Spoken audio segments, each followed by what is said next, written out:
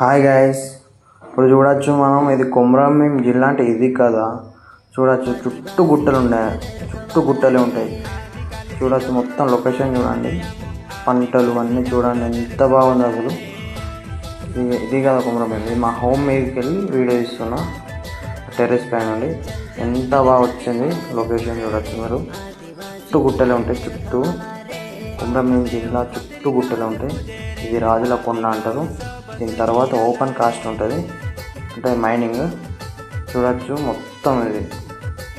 ఇటు మళ్ళీ ఆసిఫాబాద్ తర్వాత మహారాష్ట్రకి వెళ్ళే రోడ్ ఇట్లకి వెళ్ళి ఆసిఫాబాద్ నుండి మహారాష్ట్ర ఇటు సైడ్.